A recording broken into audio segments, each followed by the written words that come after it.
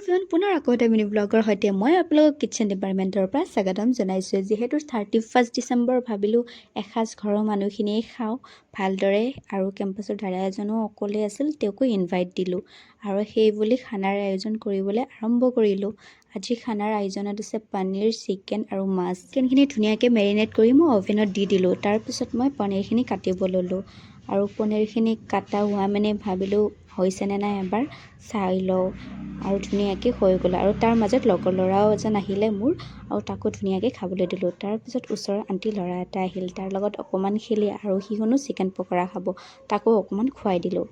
হঠাৎ মোলৈ এটা ভিডিঅ' কল আহিল, আৰু সেই ভিডিঅ' কলগৰাকী হৈছে মোৰ প্ৰিয় বান্ধৱী, আৰু তাইৰ সৈতে কথা পাতি পাতি মই পনীৰৰ চব্জি বনাই আছোঁ। মোৰো ইফালে পনীৰৰ চব্জিখন হৈ গ'ল, আনফালে ভাইটিয়ে চিকেন চালাড বনাইছে। আমি জুইৰ ওচৰত বহি চিকেন চালাডৰ আমেজ ল'লোঁ।